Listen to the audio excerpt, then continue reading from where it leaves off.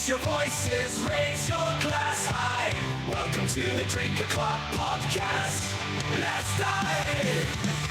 Oh, grab an old fashioned and join the fray. Raise your spirits, let the music play. From the corner pub to the dance hall floor. Drink O'Clock Podcast, we're ready for more.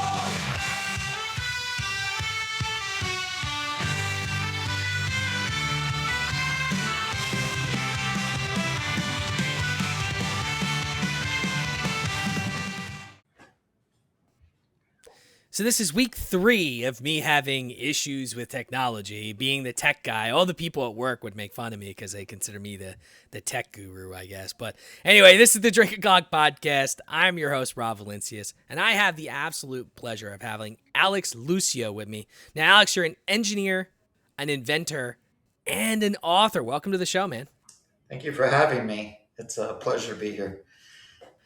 Yeah, so look, before we get into the crazy stuff, give me your background story up until the point where you had that near-death experience. You know, where'd you grow up? What was life like? And and then we'll kind of work into the fun stuff.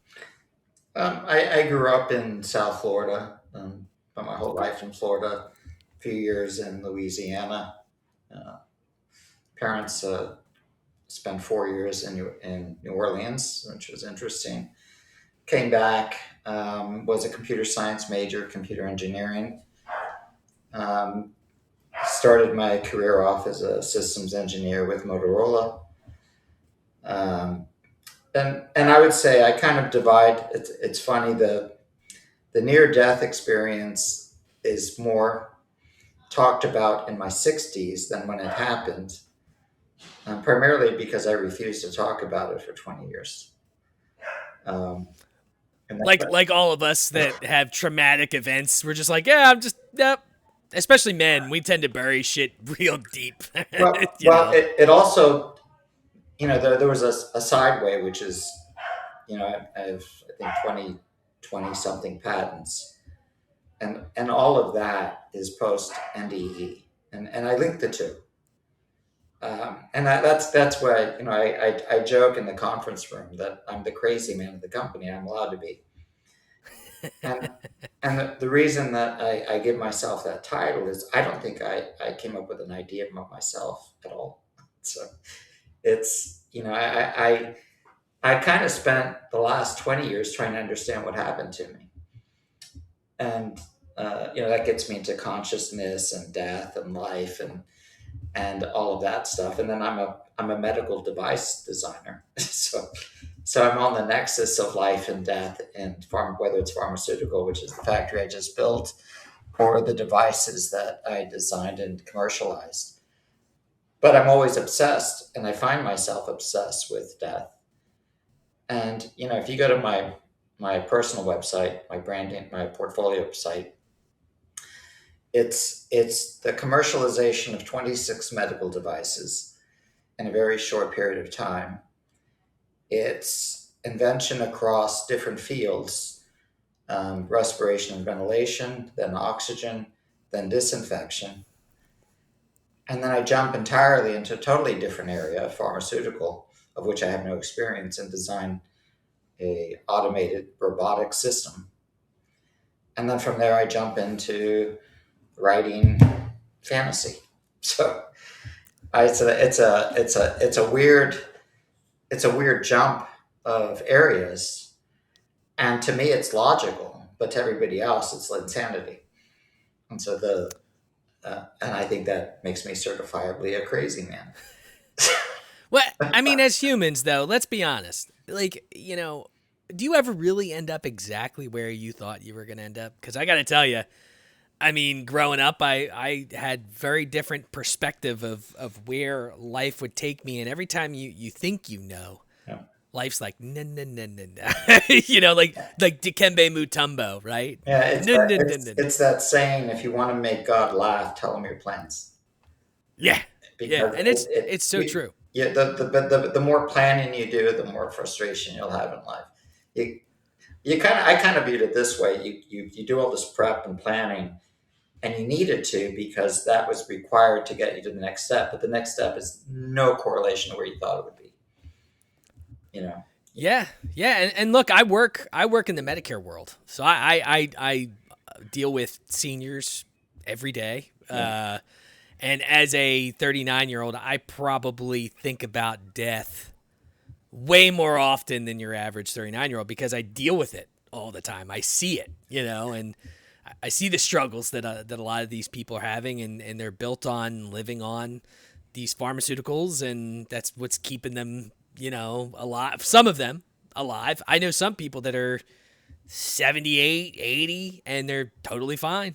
they walk, they go outside, they're, personable, they have their mind. And then you have others that are, 65, 70 that need to be in a home, and they, they have no, there's a lot of craziness involved in like seniors and, the medical world. So I'm sure you deal with, or you see some of that. And to me that drives into purposefulness, and what gives meaning to life generally. Because seeing, and that's an interesting thought, because the whole dementia, Alzheimer's angle gets into kind of how I view. I remember, I've had these conversations with my wife, and I would say, you're not in your brain. And she's like, well, what do you mean? And I said, her name's Esther. And I'd say, Esther's not here. And she's like, what do you mean? And I said, well, I could take a cauterizing iron and take out portions of your brain. It doesn't stop you from being here. And that's kind of like where the wildness of my near-death experience took me, which is I developed a certain certitude that Alex wasn't here. Alex exists regardless of what's here. And that set me, I spent 20 years, just everything I could read on consciousness, on near-death experiences, and I was obsessed by it. I would never talk about it openly because, in the world I'm in, professionally, it would diminish me. You don't get a lot of professional recognition for saying, hey, I woke up with this idea and I have no idea where it came from. But yeah. Literally, it's the story of the second half of my life, which is I wake up in the morning with a notepad, and I sometimes have pretty well-developed ideas the moment I wake up. And I don't consider myself mystical in that sense, but you start reading up on that experience. You get into the music, in particular, the artists who say that, a Brahms or a Beethoven who writes in a journal, I saw the whole symphony. And I never, artists, that's fine. Artists are supposed to be weird like that. But for me to have an experience like that was worrisome. I mean, I literally, I didn't know, I would do MRIs on myself and, what changed and what happened. And now I just accept that I get crazy ideas. And if the idea is crystallized enough to where I can see it, I can build it. And if I see it where I can build it, I charge at it because I feel somehow the universe wants me to. And that has led me to do some really crazy things that turned out to be, I really think the universe needed me to do this. And I'll walk you through a really recent example of that if you want me to. Yeah. Before you go into it, so the near-death experience happened in 2009. Correct. And I know you say you don't remember, but is there anything, do you know what happened to you? And what was that experience like before we kind of go into some of the other stuff? I went for a jog that morning. Okay. And from an eyewitness, I usually finished a jog with a sprint. It was kind of like something I always did, was get my heart rate at max, and the last 100 yards of a 2-mile run would be full sprint. And a bystander who watched it said he didn't understand why I just decided to jump into the air and land on my face. And the reason for that is if you have forward momentum and your brain stops, so you're running, so you have the velocity, the momentum. and you just Yeah. stop and your legs fall out. It looks like you jump because you're literally free falling down on the pavement, and you can't see it on the camera, but maybe you can. This scar is where I landed. Oh, wow. You And can kind of see it a little bit. yeah, A little bit. I arrive at the AdventHealth Hospital in downtown Orlando, and they admit me. Well, they don't admit me. They bring me in DOA that on arrival. So my emergency room entry is sudden death, and whether you want to bring faith into a conversation or not, is I was the first patient in the state of Florida who was frozen, and they brought my internal. They call it cold ice, I think, or code ice, and they bring your internal body temperature down to 2 degrees above freezing. So that it can't be at 0 because then you form ice crystals. So to prevent the formation of ice crystals, it's a few degrees above the freezing point. And the purpose of that is, and the research on that was the people who would fall into frozen lakes and be there for 2 hours and could be revived. And that those experiences led to the development of this protocol. So I was according to the nurse, I don't know that, maybe I'm wrong and maybe this is not, but according to the nurse, I was the first patient, at least within the AdventHealth system, and she believed I was the first patient in Florida that was done on that. But they That's wild.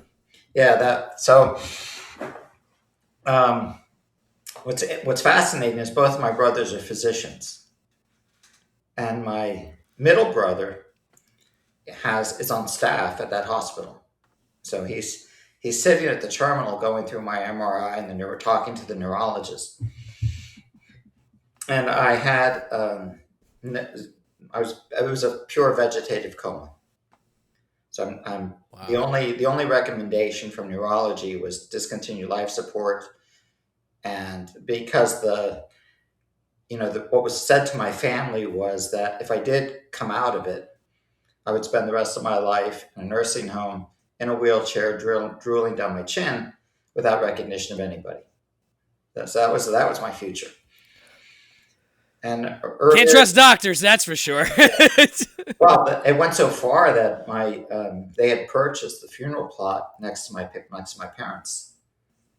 Wow. And the contact, my brother's wife has a family member who's involved in a funeral home, and the funeral home arrangements were made, the burial plot was made, and the decision to discontinue life support on this particular day was made.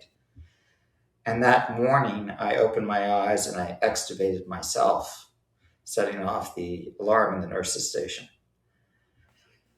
Of which everyone said, "What do you did you see a tunnel? Did you see a light? Did you?" No, saw nothing. No, nothing. Right. But there are marks of that experience. The dreaming, the waking up with an idea, right, isn't something I ever remember happening before the near-death experience. My balance is off.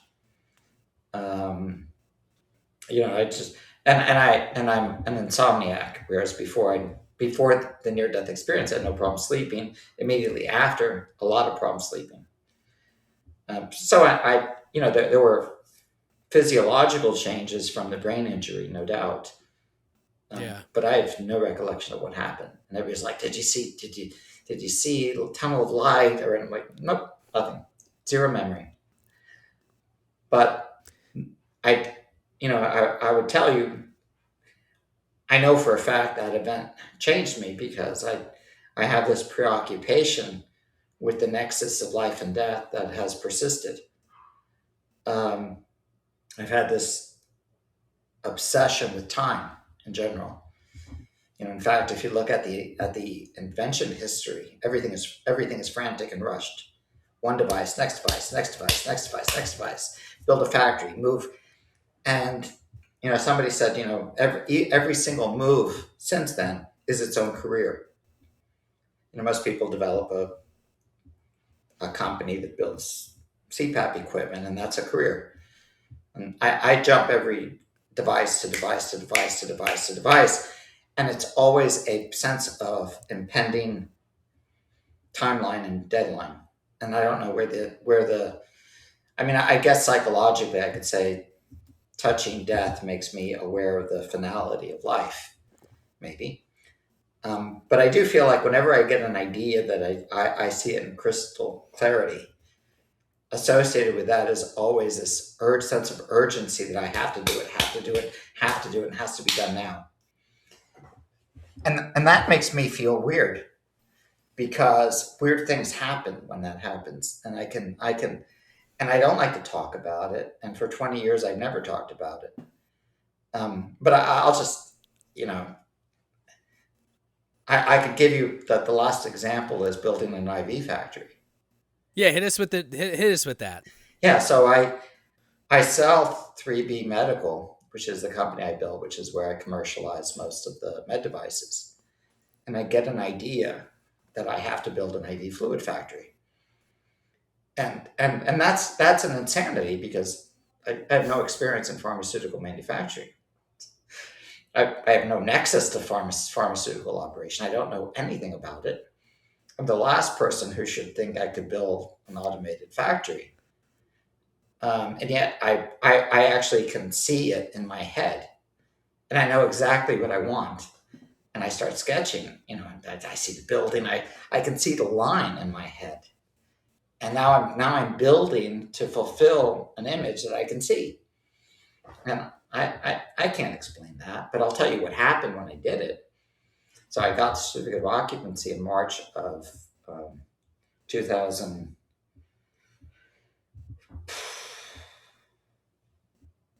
This is 26, 25, 24. March of 24, I get certificate of occupancy. And because I'm rushed, I don't know why I'm rushed, but I'm rushed. I'm literally building out the production line on a concrete slab and building the walls at the same time around it, and then putting the roof on. And Wow. And everyone told me 4 to 5 years to build a pharma facility. I did it in 18 months. And I had this sense that I had to do it. And the weird thing about that is Hurricane Helene strikes in September. And Hurricane Helene takes out the number one IV factory in the United States. It's in North Cove, North Carolina, Baxter Healthcare. And I literally completed the factory. I mean, the dates are just, it's in the public record, the newspaper articles. I literally complete the factory 1 month before the Baxter facility gets taken down. And the United States healthcare system gets thrown into a whirlwind because that's 60% of the IV fluid made in the United States. So I was rushing for a reason, but Lord knows where I knew that reason was coming from. And I didn't make the deadline, which is what frustrated me because of the whole government permitting and licensure part of it. But I did have it finished just in time. And I have a good friend of mine who I respect a lot. He's a physician. But that's one example. And he says, he used the expression, Alex, you're the only guy I know who has caught lightning in his hand 3 times. And I don't know how you do it. You know, that conversation was only a year ago, and I wasn't willing to even talk about the subject then. I didn't get to the point where I was comfortable even discussing the near-death experience pretty much until I finished building the IV fluid plant and I'd kind of already retired from it. Because I think the retiring from that project gave me the freedom to, now it's like, you know, I can openly say I'm a crazy man and it doesn't matter, right? Because, you know, I mean, you can call me crazy all day long, but crazy successful except for crazy. So but I don't know where that comes from. And I don't have a logical reason for it. And, you know, unless you want to get into the mystical side of near-death experiences and what maybe planting your toe in heaven and what that does, I don't know. I don't have answers to any of that. Yeah, I mean, typically by the time you do, you can't tell anybody, Right. at least with your mouth and have a conversation about it. It's funny. I mention this all the time. So, this podcast has been around for about 4 years now. And I think in the first year, maybe it was the first year and a half, I had a death doula on my show. And, because I deal with death a lot, and, obviously one of the questions I ask, if death comes up, I always tend to ask people, well, what are your thoughts? What do you think happens when you die? And the death doula, I mentioned this a couple times, but it just fucking freaks me out because she's just like, do you remember when you were in the womb? And I'm like, no, or anything before that. I'm like, no. She's like, that's what I think happens when you die. And I'm like, that's not what I thought you were going to say. I thought you were going to have some like sunshine and rainbows shit, But I also read a couple books on death and spirituality, like in terms, not like the, Jesus and God and Christianity and all that, but like spirituality, right? Your soul. And, a doctor, I talked about this in the past too, but a doctor had, put people into hypnosis, and they were talking about their past lives, and they were going into crazy amounts of detail, and they kind of detailed the, hierarchy structure of the way things are when you go. And, as I've started to age, you think about it more, right? And I haven't really defined what my thoughts are, but I feel like, and this, you can tell me what you think, right? I think there's definitely something after. What it is, I don't know. I do think that a lot of the things that we do here, there's a purpose that we have, and I don't think we know it. Some people might, right? And they do it. But I think a lot of us don't know our purpose.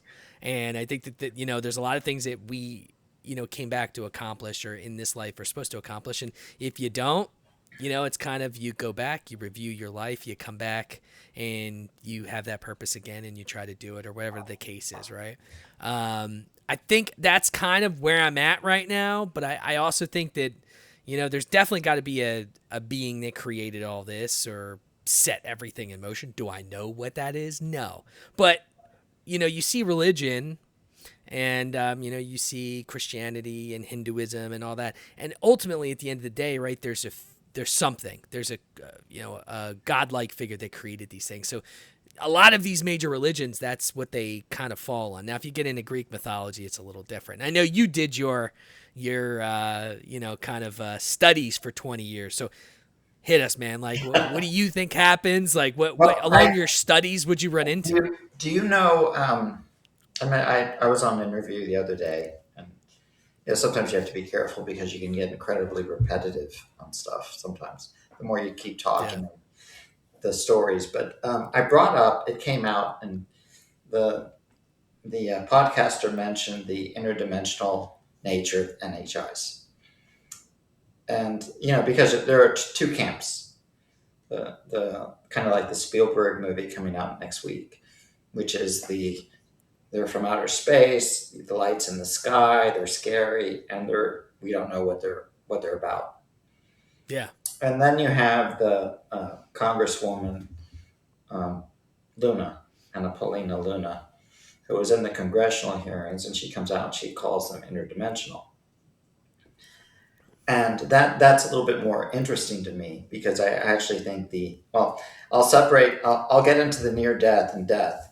But before I do, I'll get into this whole UFO NHI stuff. And to me, at least the way I connect dots, they're linked together. And I link them this way. I look at the microbial life and even the insect life.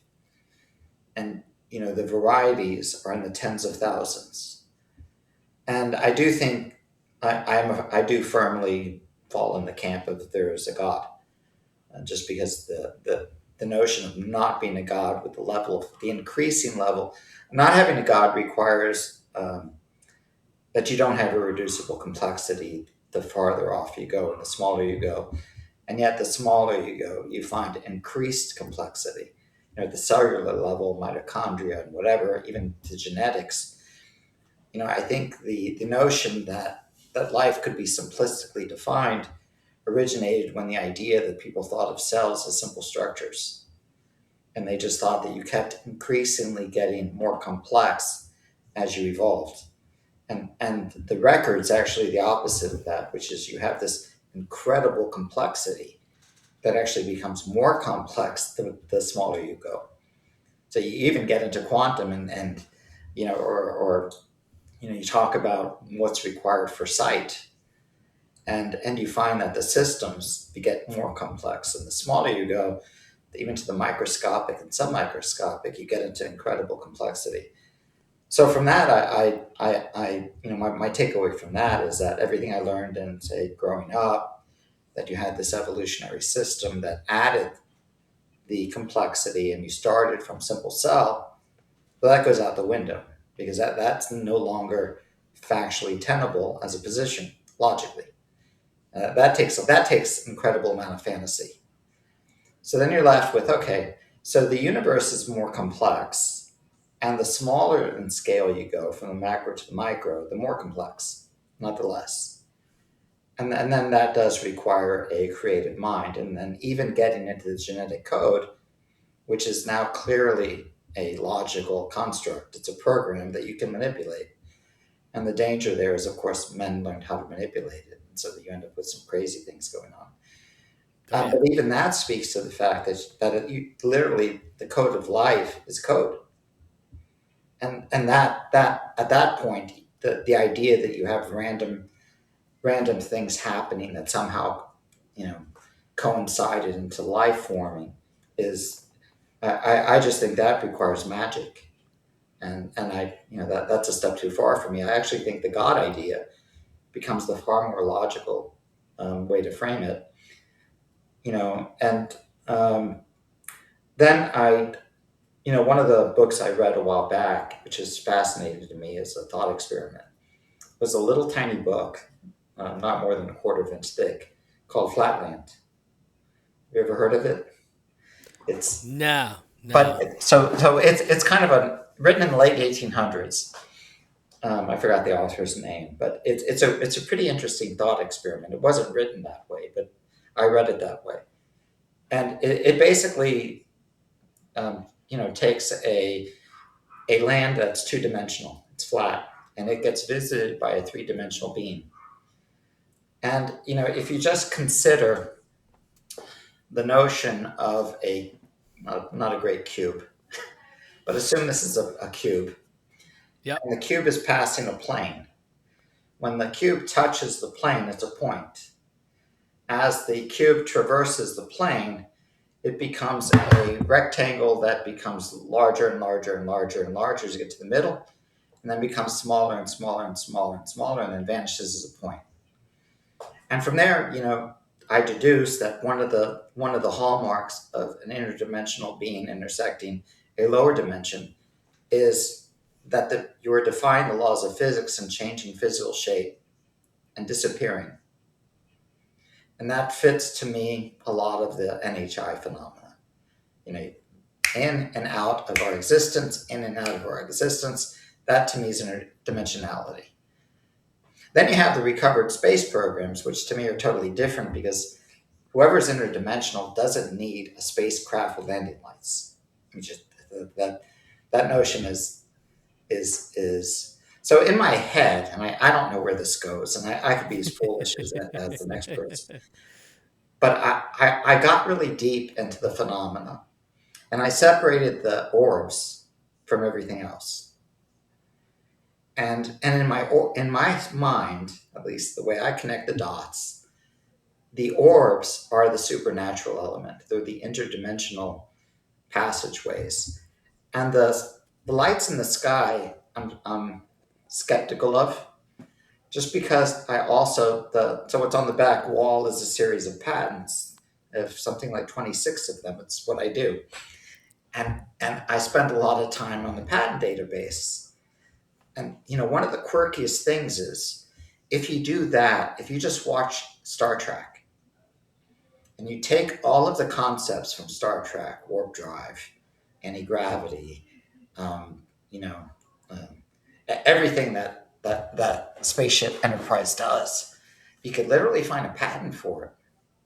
And the patents are assigned to Lockheed Martin, Northrop, and Raytheon.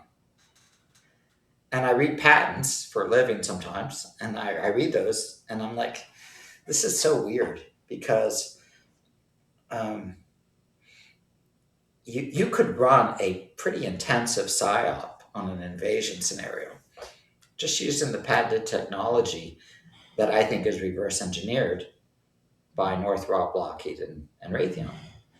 And so then playfully, I'm like, okay, the lights in the sky, I don't believe that. The orbs and the NHI's interdimensional from Annaluna congressional testimony, I believe that. That to me is the authentic NHI experience. And I think it's being masked in some part. And this is just my tinfoil hat on and all that kind of stuff. I think the lights in the sky are mostly us trying to deceive us from the interdimensional variety of NHI.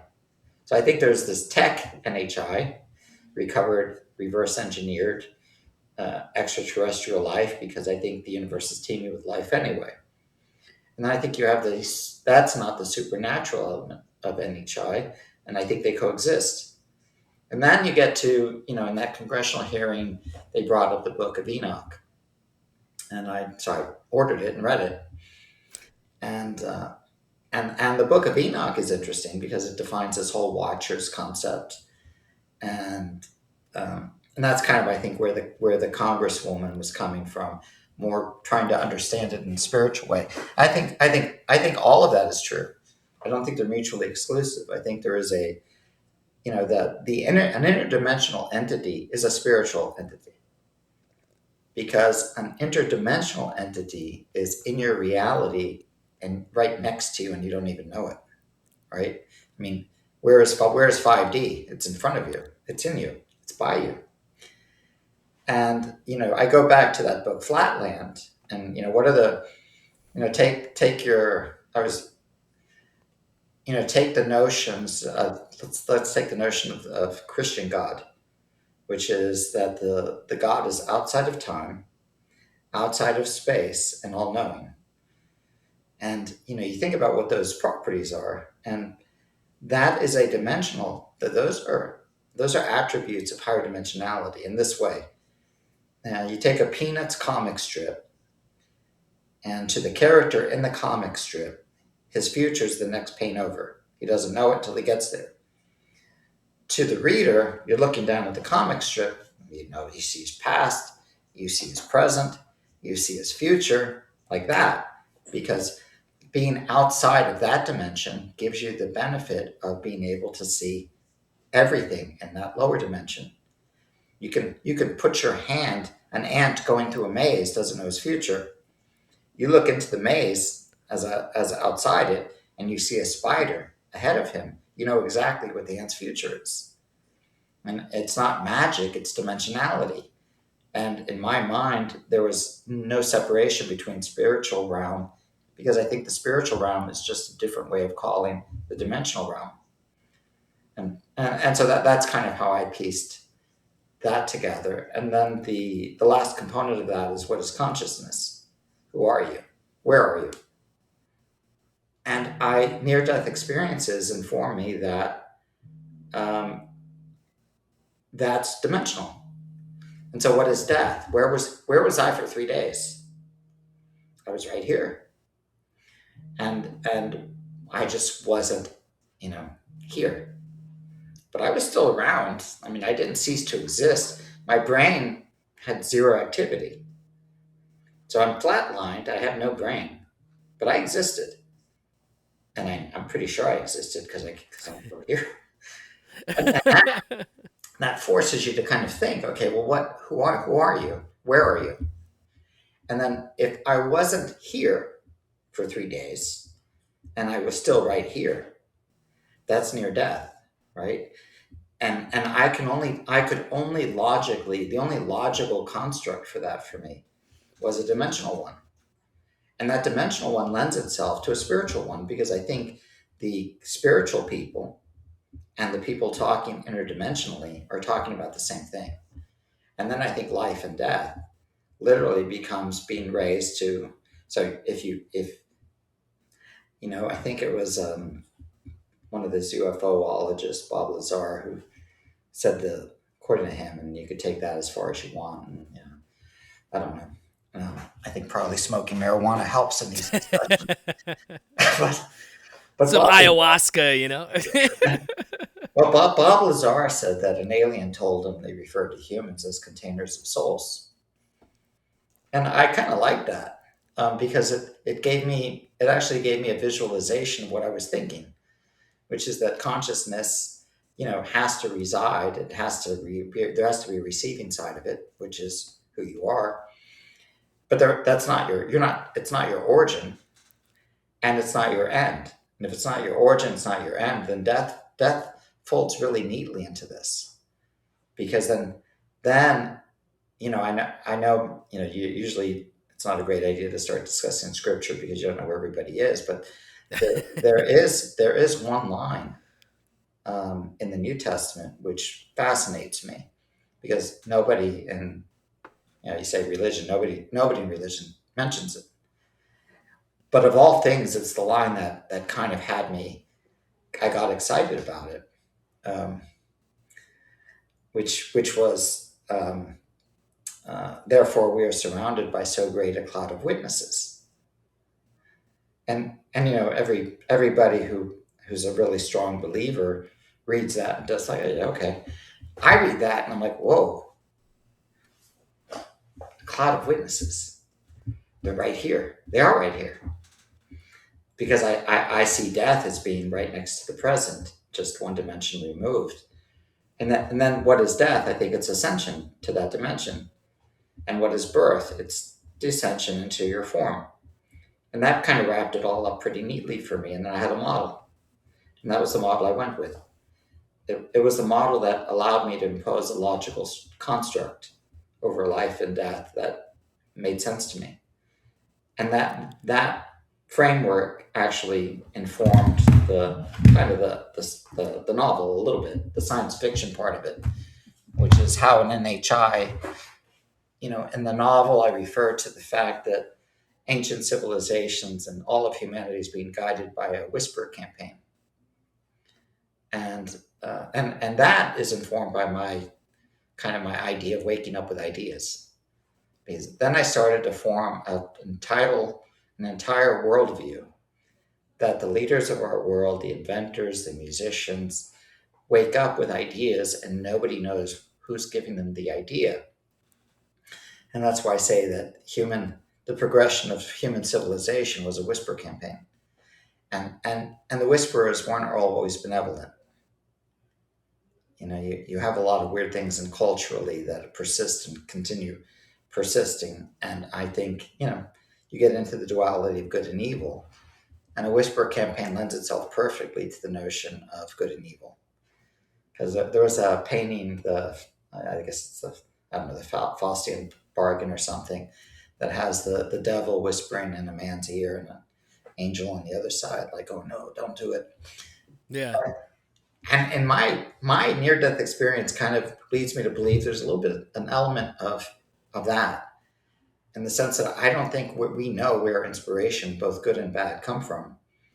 And whether you want to get spiritual and call it angelic or demonic, or you want to take a step away from that and say, okay, there is NHI phenomena interacting with human civilization, and I would still say that's probably a whisper campaign. I don't know. It's as good of a theory as anyone else has. I got to tell you, what you said that kind of blew my mind, because I never thought about it like that. And this is why I love having these conversations, is the looking at the cartoon strip, right? Because you don't think about it that way. And that's a really good, because past, present, future, right? You see what's going on right in front of you. And it's the same concept with the maze you said, right? You know what's going to happen there. That is a really, really good way to look at it. And I think there's truth to that. There's been times in my life where I've had a consistent nagging thought, or a consistent nagging, like, don't do this, or you should do this. And typically, if I follow through with it, it's a life-changing thing. So, and it's like, do I Was it good? Like, what would have happened if I would have stuck the other way? Would I be dead right now? Like, what is that guiding principle? Is it intuition, or am I tapping into some sort of, I don't know, like, are we multi-dimensional beings? Like, can sometimes we I see a lot of stuff about the Mandela effect, right? And it's like, did we, or are we steadily kind of jumping timelines, right? Bernstein Bears and the fucking the whatchamacallit in the Fruit of the Loom logo, what the hell is that called? Cornucopia, right? Is it, that type of thing, like, because I remember that the cornucopia being there, man. Where'd it go? Like, a lot of people say stuff. You got a lot of people blame CERN. I don't know if that's necessarily They blame what? who to blame. CERN. The hydro collider, whatever that. That's actually the CERN. CERN is in chapter 1 of the book. Oh, nice. It's the opening of the portal. The Hadron Collider causes a rupture, opens a portal, which is when the two NHIs, one good and one bad, jump through. So literally chapter 1 starts in CERN. That's pretty funny. So, you are a smart guy, right? And I think that's, any of you that are listening to this right now, right? The illustration from chapter 1. There you go. There it is, right there. That's kind of funny because that thing just popped in my head. I'm like, yeah, like CERN, right? But this guy, you're watching this on YouTube. You could see all of his patents on the wall, right? Well, only 6 of the 26, right? And this guy is an educated guy. He's smart. He knows his shit, and he thinks. And I've always been more of a thinker than a scientific person. Like I'll see it when I believe it type person. You got someone that spent their life trying to figure this out, and this is what he's saying, right? So you got to think outside the box. I think there's so many, and I'm sure I'll piss someone off because I've said this before as well, but Christianity at some point, by the way, and I'm a Catholic. I was baptized as a Catholic. Christianity was a cult, people, at some point. Right? They practiced in the basement. And if people saw them practicing in public, they would be murdered and hung, Let me give you a theological concept which kind of will blow your mind. Hit me. Catholic theology is deep and physics. And no priest understands it. And the Catholic laity don't understand it. And the Protestants have no clue as to what the Catholic belief is.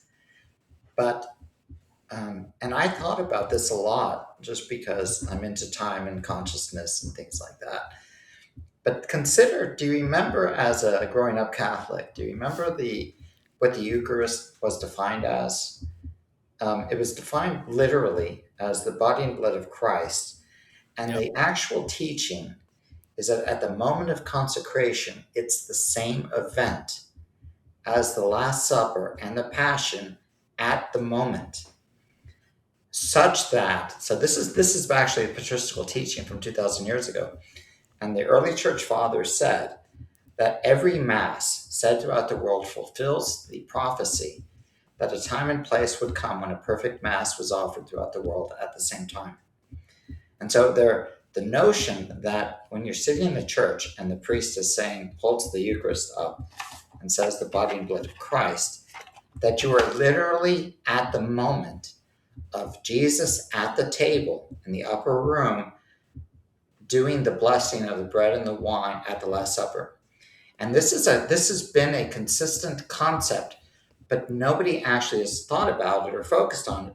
But it's actually alleging that there is a dart through time 2,000 years ago to the present that recreates that moment in reality, not symbolically, not figuratively, but the priest is in, this is just deep Catholic theology, that the priest is acting in what they call the Altus Christi, that in the moment at that altar, that is Jesus Christ. The priest is Jesus Christ holding the bread at the Passover. So the representation of the Mass is a time travel anecdote. And it's actually an anecdote that says that the time collapses, and that Jesus, that sacrifice is persistent throughout the entire history of time. And that to me floored me, because, from the That's physics side wild. of that, huh? That's a wild concept, man. It That's is. so wild. But think that 2,000 years ago, they were literally teaching a mystical moment outside of time and space. And then every moment since then, the priest is actually taking part in that ritual that makes time and space collapse into that moment at the Last Supper. And not a single Catholic in the world, the Pope doesn't even realize this. I would bet if I asked the Pope, what does that mean? He would be clueless, because the entire notion of the non-locality of quantum is alien to faith. The entire notion that the Mass could live outside of time and space would freak out every believer. And no Christian would ever express communion in that way. But when I understood it that way, I was like, this is amazing. It's like, you guys have no idea what you believe. But I wanted to almost grab a priest and go, I got to teach you the faith. You don't understand. You also should be a little bit of a scientist here. I need you to understand this shit. but that is the claim, though, and that is a very deep claim to make, and nobody gets it. Nobody gets it. I have just thrown that idea out, like, you real and like, no, and but that is what that's what they mean when they say it's actually the flesh and blood of Jesus. It's not symbolic. You're there, and the whole idea is like, you're there. What is it? And then it's like, no, you're literally there. Go watch the Passion of the Christ. You're at that moment. And then you look around in the church and you're like, I don't think anybody here realizes that. In fact, I don't think the guy who's, kind of sitting at the altar doing it even understands what he's doing. He's just repeating the words and going through the motions. But if you were mystically inclined to look at it that way, I think you'd have to fall on your face at that moment. And now, obviously the Bible talks there's a lot of symbolism about aliens and shit in the Bible, like all over the place, right? And even drawings, like if you go back to, ancient Mesopotamia and all that other shit, there's like drawings that you see flaming chariots in the sky, like all this crazy stuff. And you're like, all right, I know there's dreamers and people that think outside the box, but come on, there's got to be some... There's a 14th century painting with a flying saucer above the cross, above the Jesus being crucified, and then you want to get funny with it. And I got to be careful, because a lot of people I know will take offense at some of this stuff, and I don't know why, because I think ideas, you have to turn them around in your head, or else you're not being honest with yourself. And I have fun with it, because I don't find anything as a challenge or a threat to anything. But, just take this story. Take a couple of stories. Take this story. 3 wise men follow a star. Right? We grew up thinking that. Yep. And then you watch some of the UFO film. Right? You have the orbs. And you're like, well, wait a minute. What if 3 wise men are following an orb? It's true. How would that would actually be more logical, right? You wouldn't take a star from the heaven and have them follow it, and the star would move in the heaven. But these orbs that everybody is now seeing, or I think they're all pretending to see them, or actually seeing them, but I haven't seen any. But if these orbs, we saw some here, man, in the Northeast in Philadelphia. Oh yeah, we saw there was orbs in the sky, and it was documented, and actually they had the White House had to come out and say, they were doing some tests or something. They never really they didn't tell you they were drones, nothing. There was just orbs everywhere. But the orbs, I think, are the most fascinating of the phenomena, because back to what I was saying, I think the orbs are actually interdimensional. I think that's the angelic side, if you were so inclined to think there's a separation in the phenomena. But then it was like, okay, so 3 wise men are following an orb that leads them to the Christ child. I actually find that probably more logical than following a star. And then, Yeah. the Fatima story, what the Yeah. children saw, that the sun danced, and they saw a lady of light.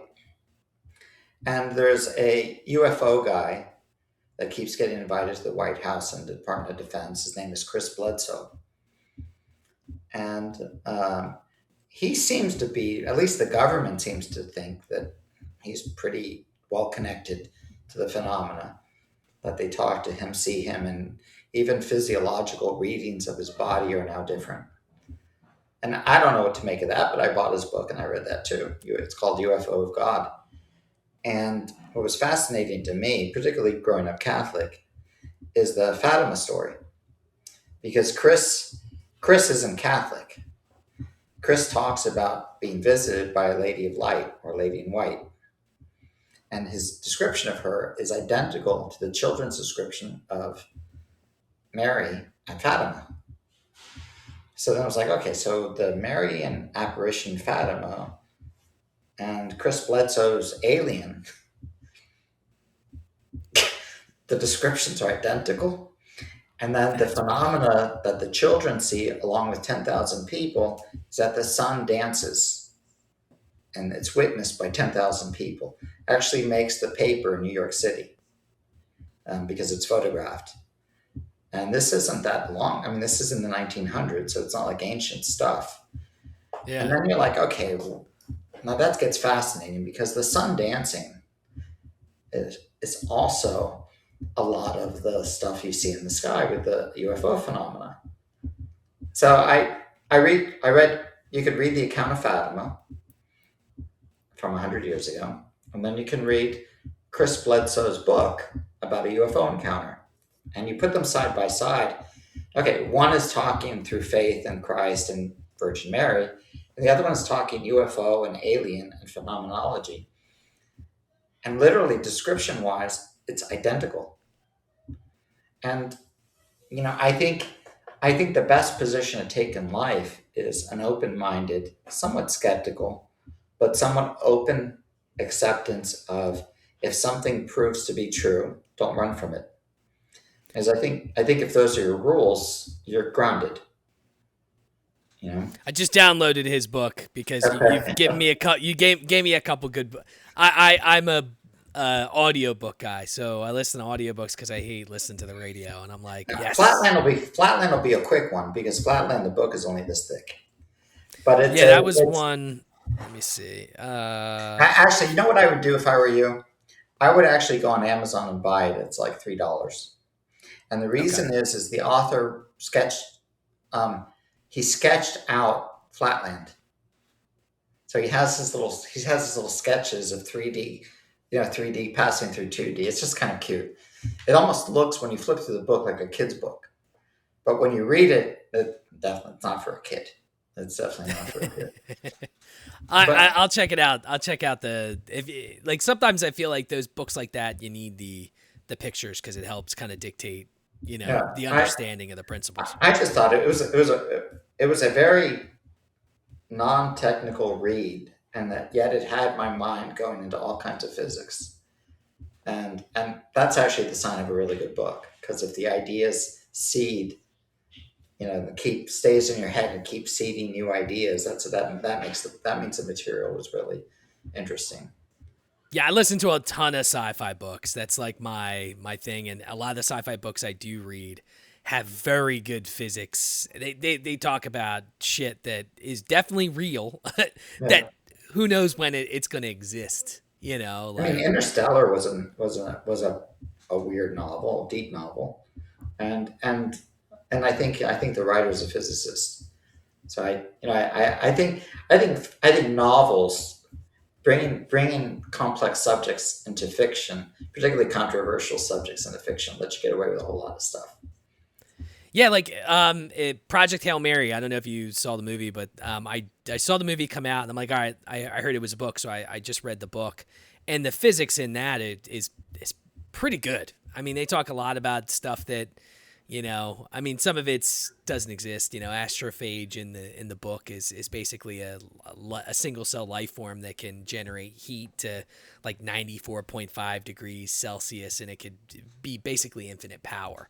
And that's what they use to power spaceships, and you can get there, to certain places. But they explain all the technology behind it, which leads me to believe that, who knows if there could be something along those lines that does exist. You had all those scientists that just disappeared that were working on, That's its own little rabbit hole of its own.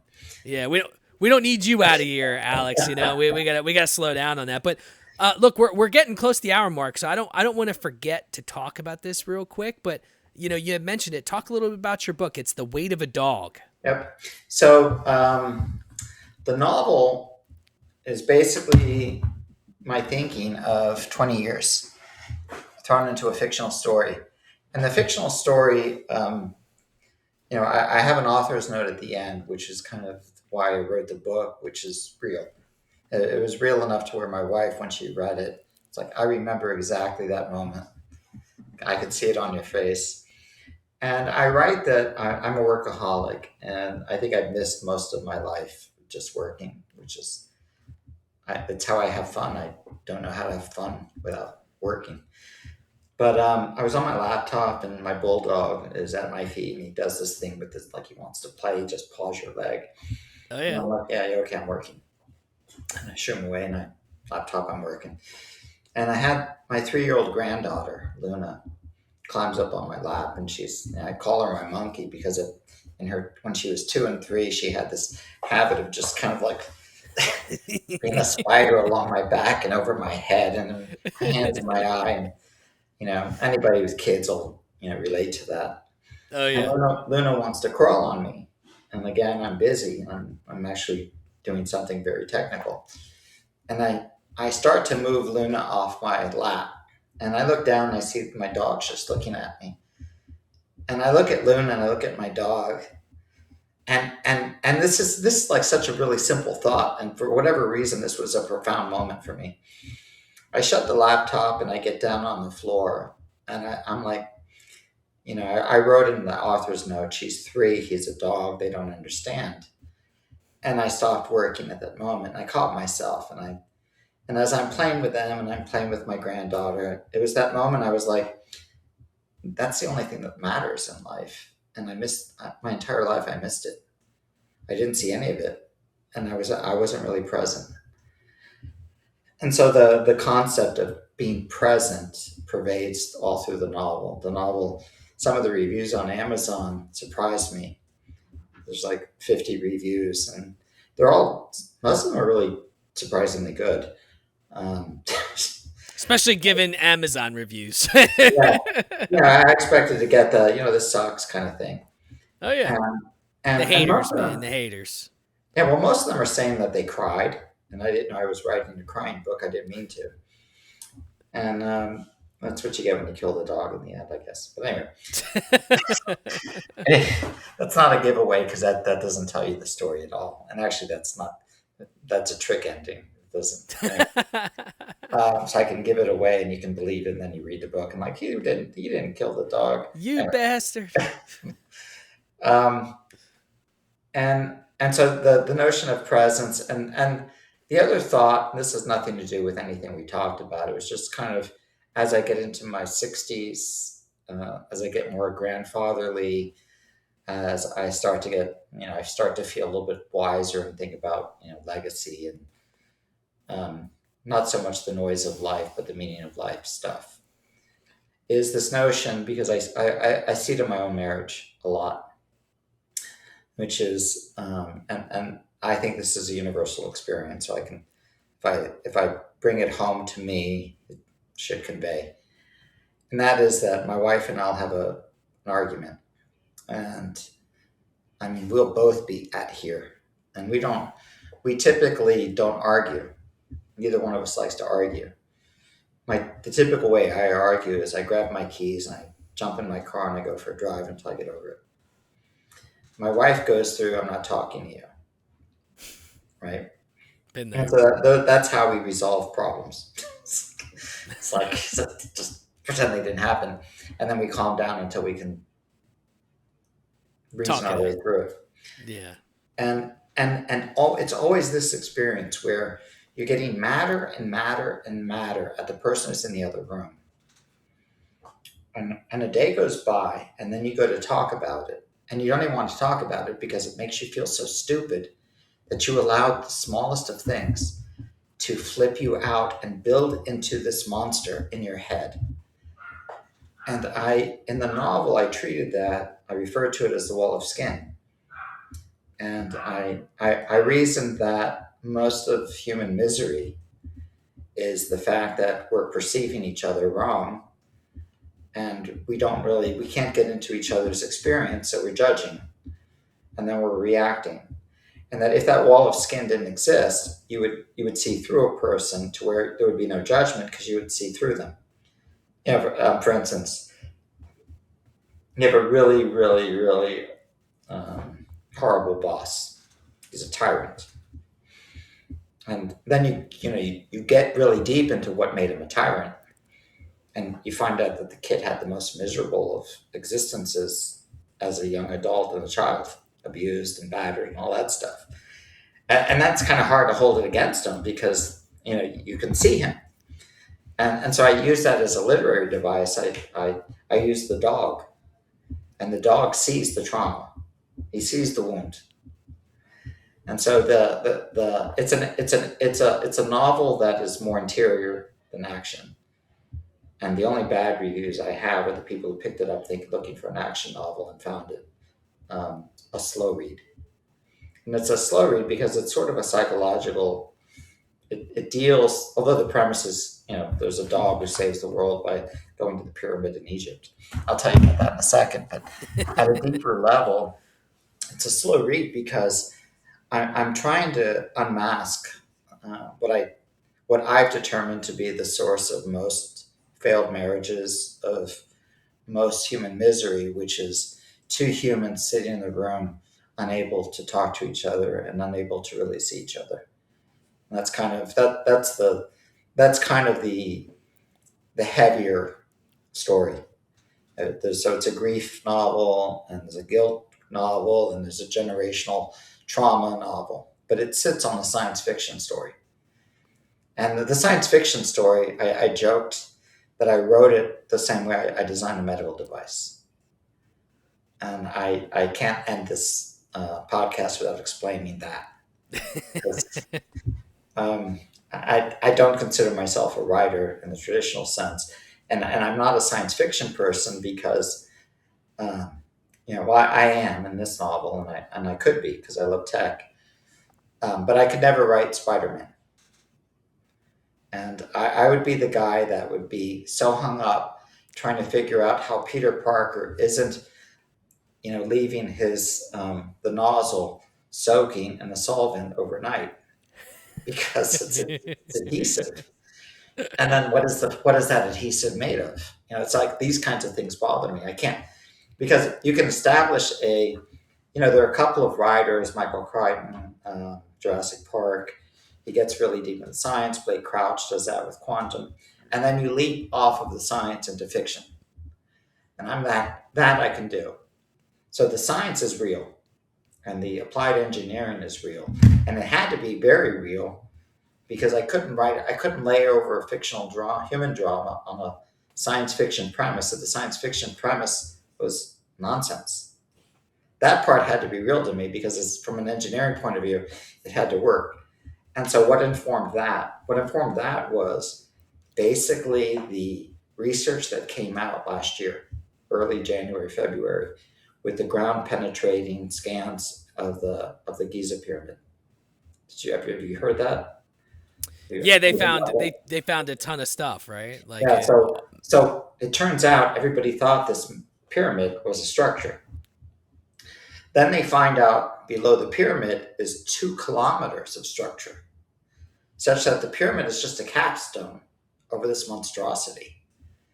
And the radar just exposes that monstrous structure almost as open areas, which from an acoustical point of view is a resonance chamber, and then So then I get really deep into the Egyptology stuff, the hieroglyphics, the ancient civilization stuff, just because I love going down. Anything I come across that's sort of fascinating to me, I end up reading 3 or 4 books on. And the Egypt stuff had me pretty much going down rabbit holes for about 4 months. Everything from the Nazca mummies in Peru and that was just kind of fueling, our creativity. And Yeah. and then I came across it was one of the early English explorers who wrote a diary of entering the chamber in the Great Pyramid of Giza, and he described the experience as like a haunting. He put in his notes that it was just a very uncomfortable feeling. Well, from a physics point of view, it made perfect sense to me because it was described as all granite. And granite has a natural resonance of 19 hertz. And, frequencies and resonance are cool from a physics point of view anyway. The old thing, if you had 2 glasses of water and you put a little film of soap on one, you start doing this, and this glass is empty, you can crack the glass next to it. I mean, Yeah. you've seen that. That's because the 2 glasses are the same material with the same resonance. So the harmonic frequency of one will vibrate the one next to it. So if you imagine a room that's all granite, when granite has a natural resonance of 19 hertz, if I take a tuning fork this big, ding, and I do 19 hertz in a 19 hertz room, I may be able to create a resonance within the stones around me, such that the room sings at 19 hertz. And a good example of that is there's a structure in Malta, 5,000 years old, called the Hypogeum, which has the oracle room. That's on my bucket list to go to Malta. But the oracle room, if you whisper in it, it's a 3-story structure, 5,000 years old. If you whisper in the oracle room, it's amplified and magnified throughout the entire structure. And to this day, 2026, nobody could duplicate that. That's wild. It is. And I can't explain it. I can't explain the pyramid either. But that, when you can't explain something, that's when imagination becomes fun. It's true. So I came up with the idea that the pyramid was a transducer. And it was then you start finding out that there's pyramids all over the world. There's a pyramid in Peru. There's a pyramid in Alaska. There's a pyramid in China. And I'm like, okay. So this is the fictional part. In theory, a 19 hertz chamber with a 19 hertz signal can resonate. And that resonance could be propagated with these monstrous resonance chambers underneath it. And your focal point sends a signal out, and it gets picked up by another ancient acoustical engineered chamber, and that propagates the signal. 19 hertz is interesting because it's an infrasound frequency, and sound generally, the higher in frequency, the smaller the waveform. Yeah. The lower in frequency, the longer the waveform. And when you hear about a recording device in California picking up seismic activity in China, that's because the seismic wave is going on through the crust between 8 to 20 hertz. That's infrasound. At the high end of infrasound, 18, 19, 20 hertz, you do hear it audibly, but you mostly experience it as a vibrational rumble. It's almost like the sound in the theater when you get the THX thing at the start. The build. Well, so 19 hertz is that, and 19 hertz has the funny property of causing the fluid in your eyeball to vibrate, which is why the explorer had a very eerie sensation entering the chamber. And if you were able to chant in that chamber, your stones would sing. And I actually think a lot of these acoustically engineered structures were designed for chant. But anyway, so the novel is this human drama that starts with a breach at CERN. A malevolent NHI comes in, and a benevolent NHI sees the evil enter and says, "I must go." So the good follows the bad to neutralize the bad. And the bad doesn't believe it's bad. The bad believes it's doing good. And from that, I bring the ancient stories of the floods and the Tower of Babel and all of these civilizational resets moments.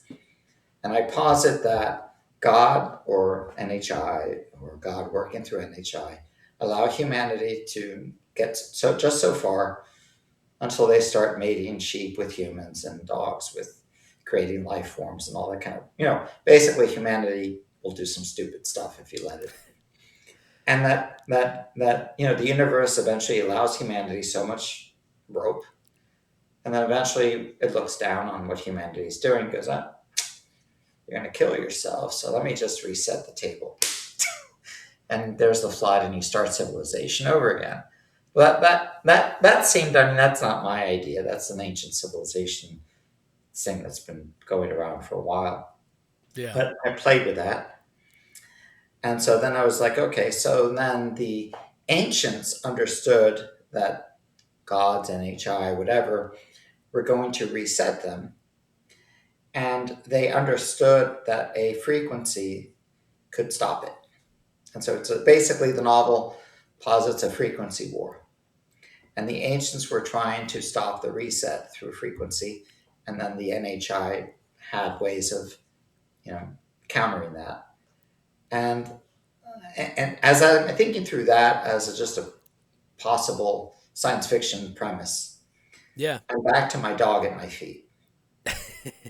And my dog snores vibrationally.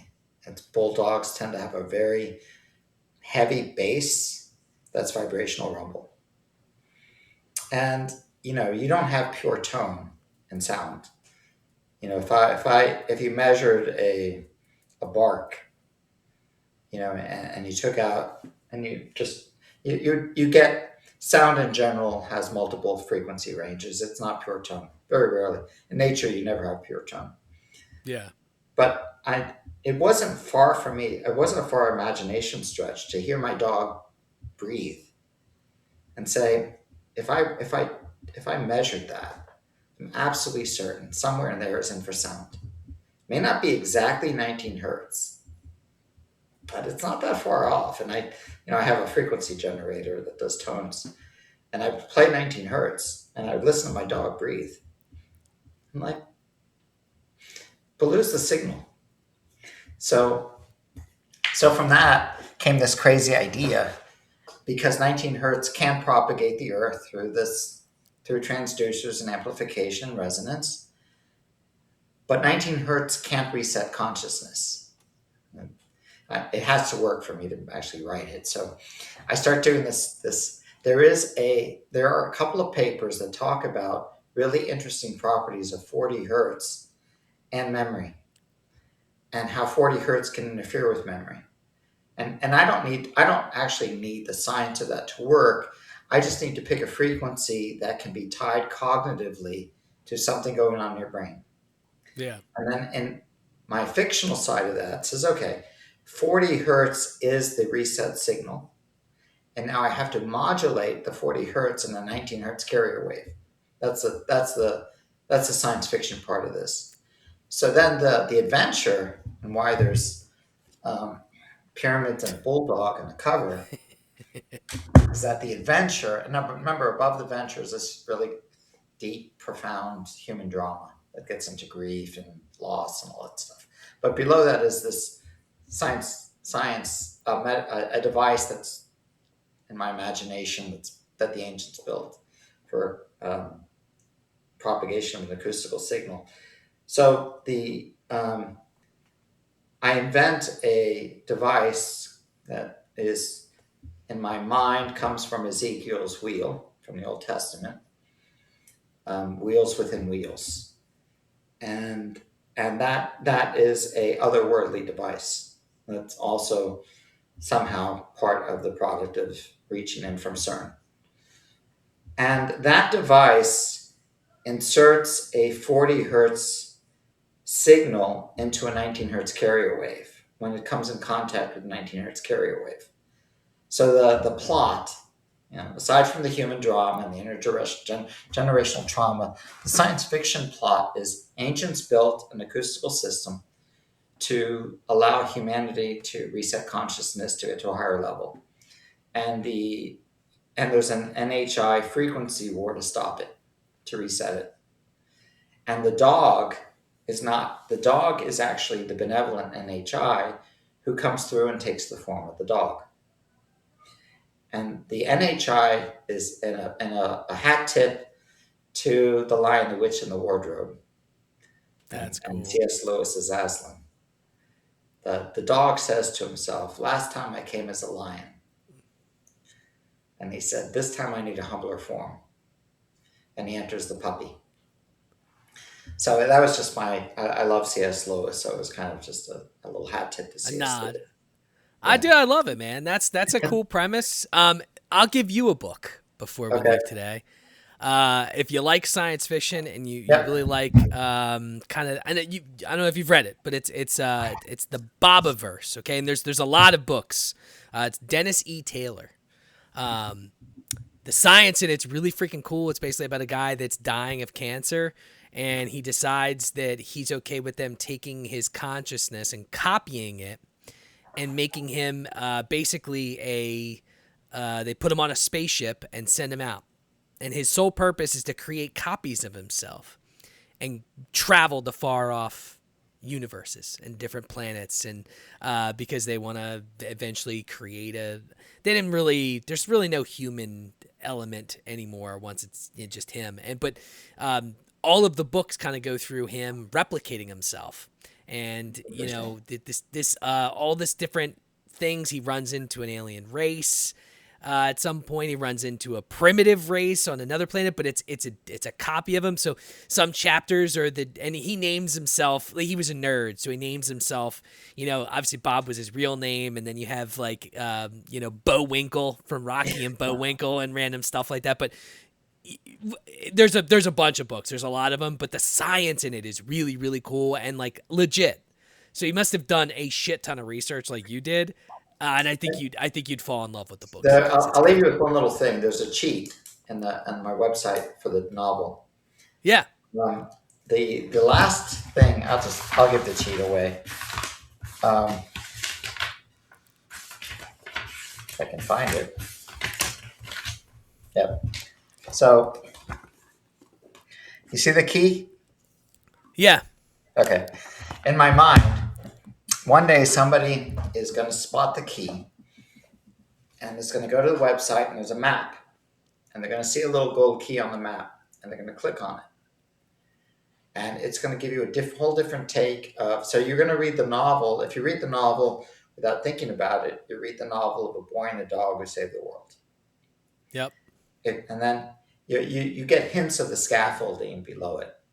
But most of the science fiction scaffolding shouldn't be in your face. It should be, you should kind of figure it out. But if you're that person and you notice the key and you notice the map on the website and you click on the gold key, you get to a page called The Science and Mythology of Baloo. And in that page is all of the science and engineering, frequency, time travel, quantum consciousness, non-locality of consciousness. All of that stuff is on that webpage. But I hid it because it's sort of irrelevant to the experience of the story. It was relevant to me being able to write the story, but it wasn't necessary to understand the story. So I didn't want to throw it in there, but I wanted it available because every once in a while, somebody like me is going to read a novel like this. And I'm the kind of guy who that doesn't make any sense. And I do look for puzzles. And I thought having a little bit of a puzzle with a hidden key was just made the experience fun. But if you were inclined into the science fiction side of it, and you found the key in the novel, and you went to the website and clicked on the key, you would find an incredibly dense write-up about frequencies and resonance and quantum and all this kind of stuff. So I That's wanted cool. to, yeah, I was thinking of me, what I would want out of the book. But I'm a sucker for stuff like that. Well, look, do me a favor. Plug a way for everyone to find all of your stuff.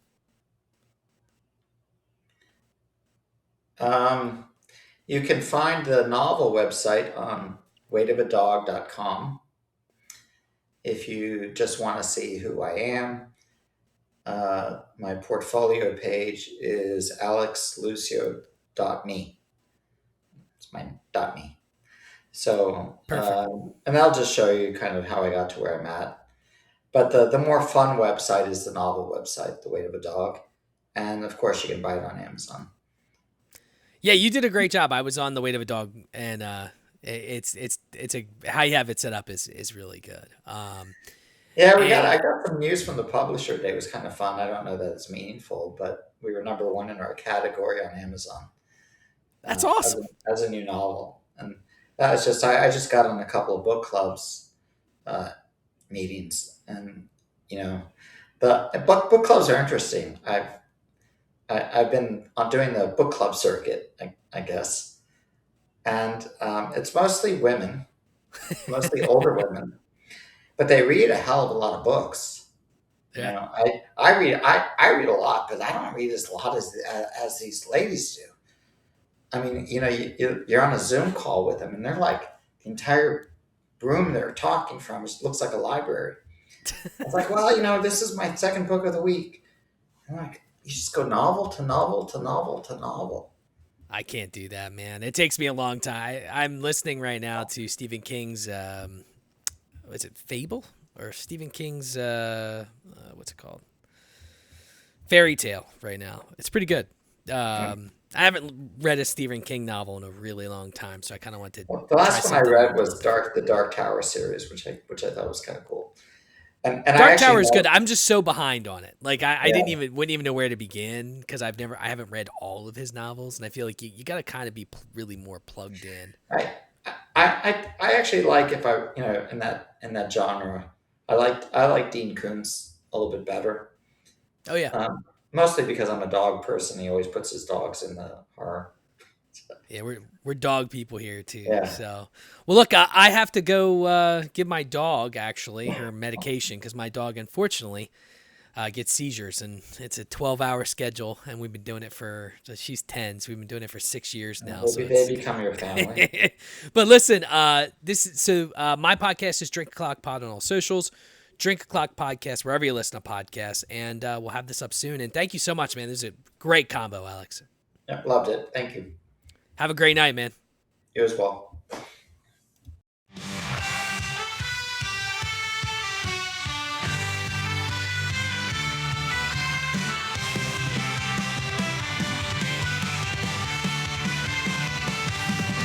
On a stormy night where legends unfold, there's a podcast that's breaking the mold.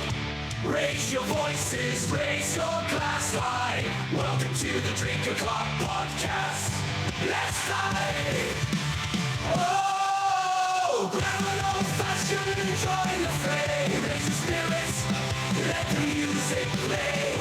From the corner pub to the dance hall floor. Drink O'Clock Podcast, we're ready for more. We're ready for more. With a mix of folklore and rebel cheer, we'll guide you through tales of whiskey and beer. From Irish shores to lands afar, grab your friends, it's time to raise the bar.